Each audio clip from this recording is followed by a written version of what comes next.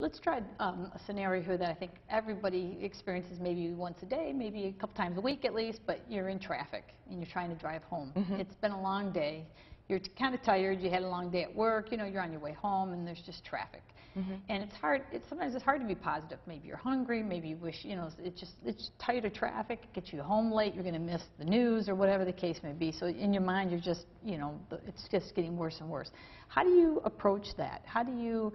You know, you don't just hold on the wheel and say, oh, okay, yeah, I got traffic, but that's okay. Yeah, I mean, it's nice to think that, but how do you get to that state where you stop letting the traffic bother you, or you stop letting the person, how do you practice that just for even driving home?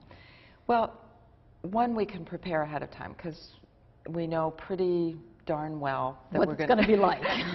that we're be takes stuck us an hour traffic every day, and it doesn't, yeah. And so we can be prepared. Right. So, and each of us reacts differently in traffic. Right. And so for some of us, we might be prepared with music that helps bring us to a state of peace. Okay. All right. Some of us, it might be that we make a phone call to someone that we love, or maybe we use that time to connect with our loved ones or people that help us to feel good about ourselves. So you're kind of taking advantage of the long ride, maybe. Maybe we take the time to learn, and so we have tapes or things like that that we can put in, and then we're putting ourselves to be in a position of learning. The key is at first when we notice ourselves tensing, and again that's being aware, so we notice the knuckles turning white and forehead crinkling and shoulders and everything's all tense, and then I take that breath and then say, what can I do? What can I think right now that's of the highest good or is of highest service? To me, when we're talking about practicing new thoughts, because there are many, many, many new thoughts that we could choose to have that bring us in a great place. And there's the book, you know, step-by-step process of all kinds of things, of discovering what we want and what we truly want to be thinking. However, while we're new, the be-all, end-all thought to me is, what can I think or say or do right now that's for the highest good? Right. And that highest good could be the relationship, it could be my health, it could be anything.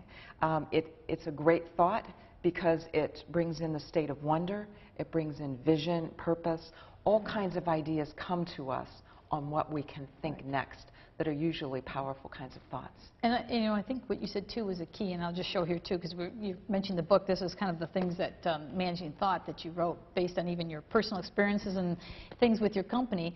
But one thing I think you mentioned too, just like I think perfect example of the traffic, is preparing. You know you have that hour drive on the way home. You know, think about how you could use it. You know, whether it's the music just to be calm, whether it's, of course, maybe talking on the phone and driving might not be the greatest, but there might be ways to use that time more effectively, and then by the time you get home, you'll be probably in a better mood in that.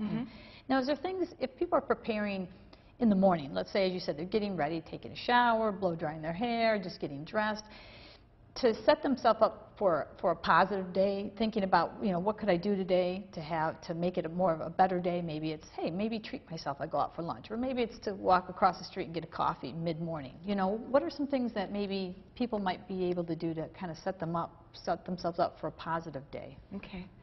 Well, I mentioned earlier that the thoughts that work for us and that are very powerful for us are thoughts that are of peace, happiness, thankfulness, thoughts of vision, purpose, and possibility.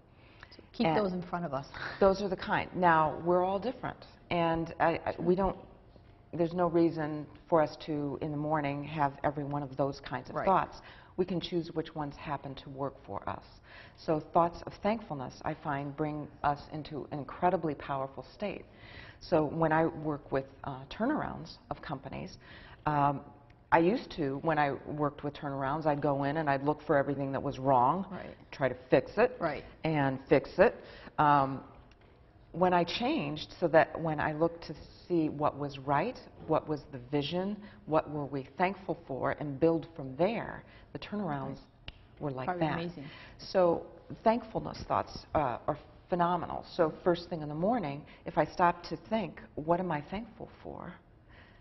that helps kind of set up your day, because there's many things that people, I think, are thankful for. And as I guess we have to kind of wrap up the show, I'm thankful that, Mary, you've been on the show with us today talking about, because there's so much to do with the thought. I think you gave us a lot of thought starters and things to help us prepare.